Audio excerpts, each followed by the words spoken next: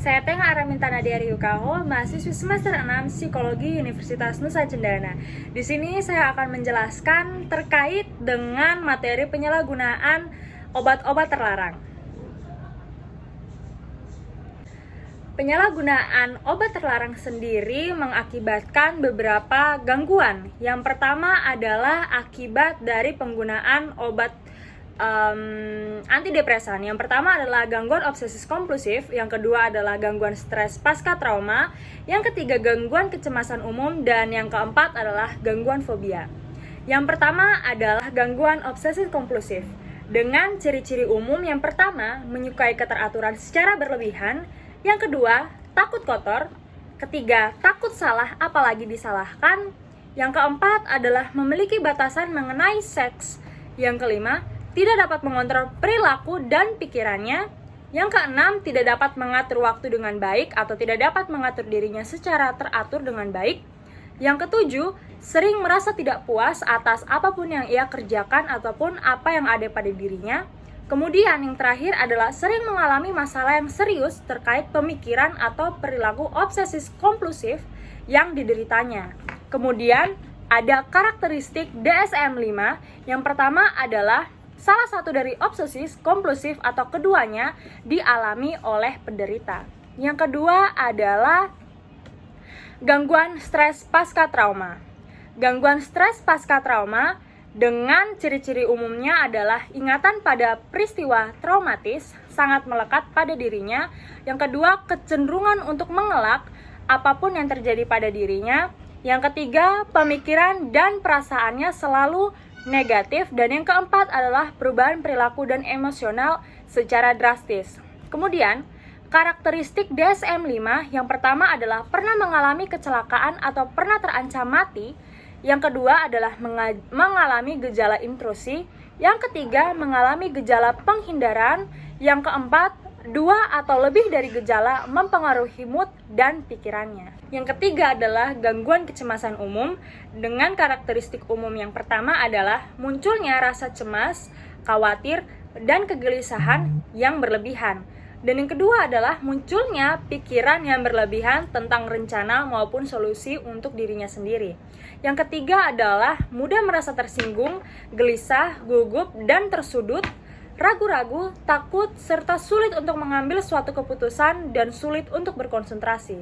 Yang keempat adalah dapat menimbulkan gejala fisik. Dengan karakteristik DSM-5, yang pertama adalah mengalami kecemasan yang berlebihan, sulit mengendalikan perasaan cemas. Yang kedua adalah rasa cemas mendominasi keseharian, seperti yang pertama, sulit untuk mengendalikan rasa cemas. Yang ketiga adalah mengalami 3 gejala, diantaranya uring-uringan, kelelahan, gelisah, otot tegang, atau insomnia bagi orang dewasa, dan 1 di antara gejala tersebut bagi anak-anak. Yang keempat, kecemasan yang tidak ada kaitannya dengan kondisi psikologis. Dan yang keempat adalah gangguan fobia. Dengan karakteristik umumnya yang pertama adalah memiliki rasa cemas dan takut yang tidak bisa dikendalikan. Yang kedua, muncul perasaan bahwa sumber ketakutan yang ada di hadapan Anda harus dihindari dengan segala cara, ataupun menghindari dari setiap masalah yang ia hadapi. Yang ketiga, menyadari bahwa rasa takut yang sedang dialami tidak masuk akal dan berlebihan, tetapi tidak bisa berbuat apa-apa. Yang keempat, sering merasa mual, gemetar, berkeringat, mulut kering, merasa kebingungan, sakit kepala dan pusing, sesak atau sulit bernapas.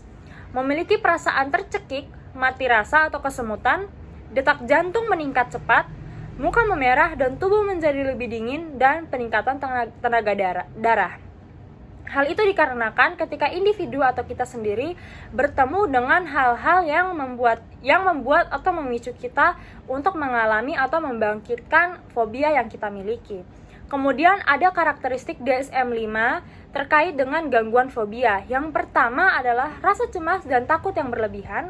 Yang kedua, sulit mengendalikan rasa khawatir, kecemasan dan kekhawatiran yang disertai dengan gejala.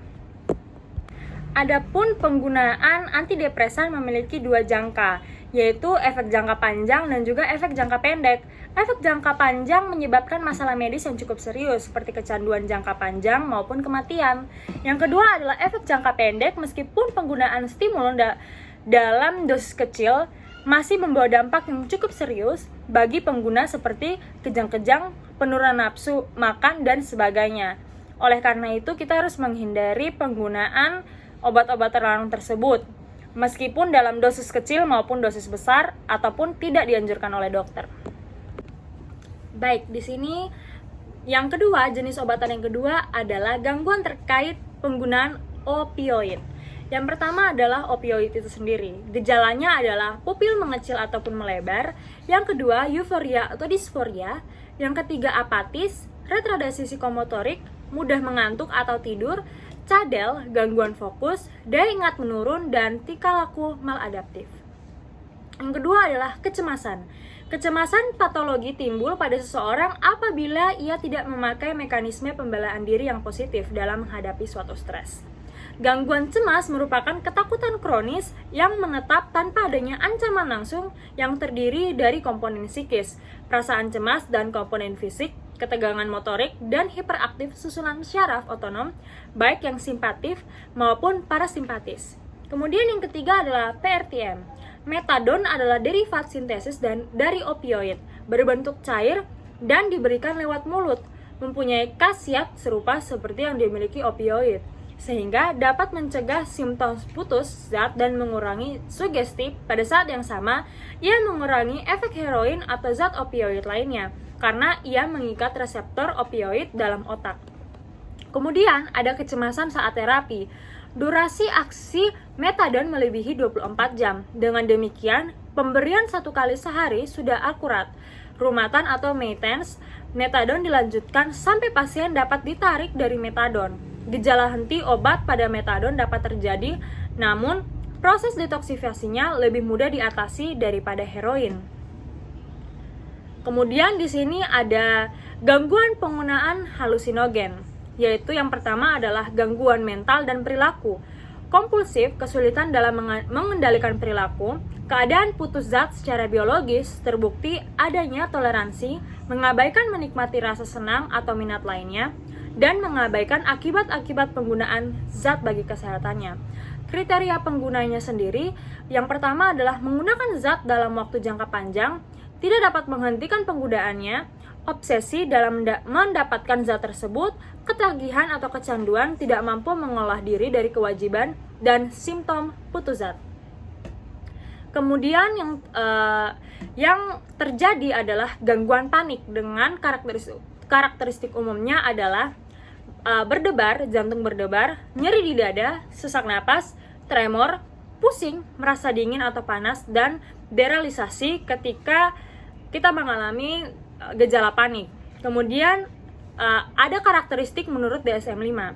Yang pertama adalah serangan panik tidak terduga secara berulang-ulang, dan serangan panik setidaknya terjadi dalam sebulan, diikuti dengan rasa khawatir dan perubahan perilaku. Jadi dapat dikategorikan gangguan panik ataupun gangguan kecemasan ketika kita mengalami hal tersebut dengan karakteristik yang telah disebutkan dalam jangka waktu 2-1 bulan sesuai dengan karakteristik menurut DSM-5. Yang kemudian adalah depresi.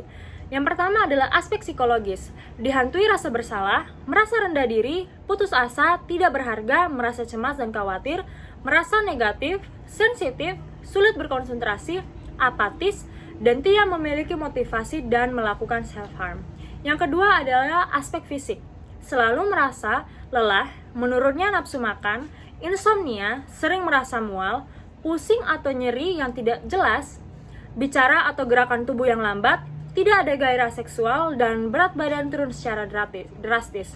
Nah, itu adalah karakteristik umum